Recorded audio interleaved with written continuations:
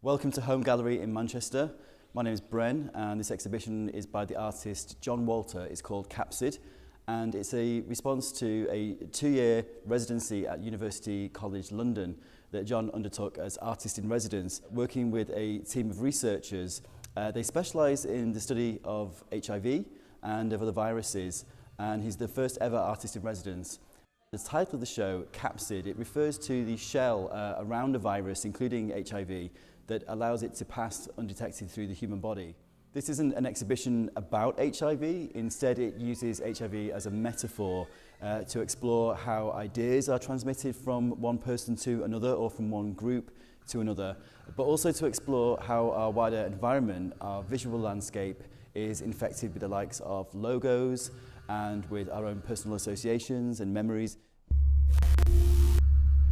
John has also created an animation called the HIV Lifecycle, which is a very simplistic and a very easy to grasp rendering of how the human cell is infected with a virus, and in this case the HIV virus. It's also about what is missing from the animation, which is there is no text. In fact, there's no text throughout the exhibition in that we don't have any wall text, we don't have any titles to works on the wall, we don't have any descriptive panels. All that information is available. It's available within the handout, it's available within a publication that we've created. But John, as the artist, wants you to respond in a very physical, tangible sense to the sensory environment that surrounds us. The animation also has a very CBeebies-like quality. It's very simplistic. John is a huge fan of cartoons, and in fact there is a number of cartoons hidden throughout the exhibition, all his favourites, especially the cartoon Adventure Time. So it's very much wanting you to understand that you have the means at your disposal just from your own cultural references to make your interpretation of the work. Walking into this room, it really gives you an indication as to the amount of work that John makes in his practice. It's hugely prolific. The whole room is this sensory, stimulatory environment where the work is all over the walls and actually all over the floor as well. We're standing on it. There is a layer of clear perspex, but it brings us closer to the work, and it also encourages us not to think that we can't be close to the work and that there isn't a connection between ourselves and the work as well. And wearing the little booties over our shoes, or even taking our shoes off, it also encourages us to be a little bit more tentative and to actually take shorter steps and to look around us and see what's in the space. Walking across the floor, we can see that what John has done here is he's created dozens of multiples, both screen prints and lithographs and monoprints, but also original gouaches and drawings. And it's because in part we don't have enough wall space to host the amount of work that John creates. He's exceptionally prolific in what he's doing. So hidden away in all the works are these kind of secret little characters that John has placed there, and some not so secret. We've got references to Adventure Time, which is a prolific theme throughout the exhibition, but also lots of 1970s cartoons from the Jetsons, from programs like Metal Mickey. We've also got references to the likes of Futurama, Star Wars, In the Night Garden.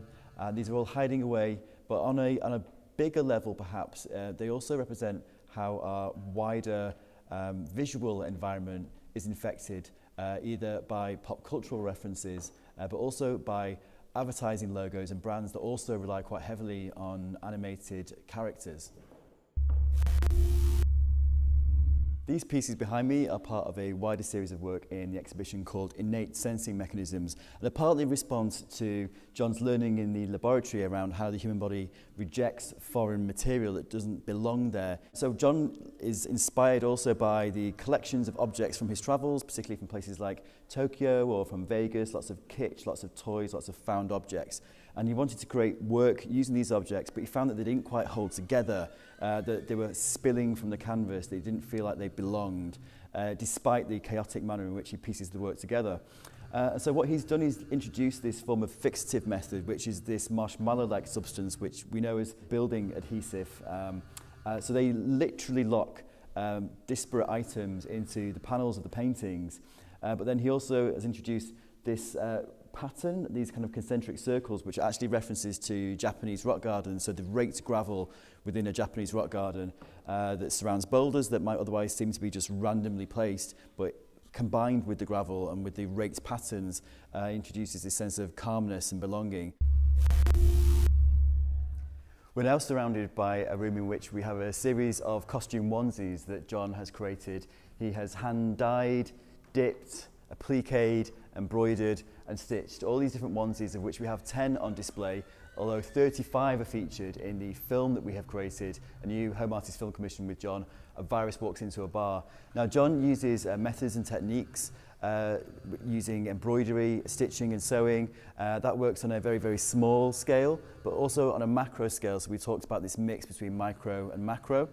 So we also have these screens, these metal screens that John has created. They actually represent flattened versions, flattened capsid shells of imaginary viruses. So he's taken this needlepoint quality at the very small scale, and he's actually translated that and carried it across to a large scale. Last work I'm going to show you is our new film commission with John. It's called A Virus Walks Into a Bar, and it stems from John's attempt at explaining to laypersons what he was learning in the laboratory, and it just seemed too good a hook not to expand further. And so what's happening in the film is the HIV virus literally rolls up to the exterior of a bar, and he meets the human immune system standing at the door. His goal is to argue his way past the immune system through the cytoplasm of the human cell, which is represented by the bar regulars inside the bar, and to get to the counter, and behind the counter where the barmaid is standing, she represents the nucleus, and his intention is to get there, to replicate and to destroy the cell.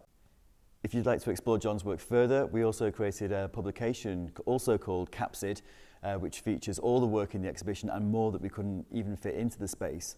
John is actually now embarked upon his next body of work. He's exploring the pattern Paisley, but actually in the town of Paisley in Scotland itself.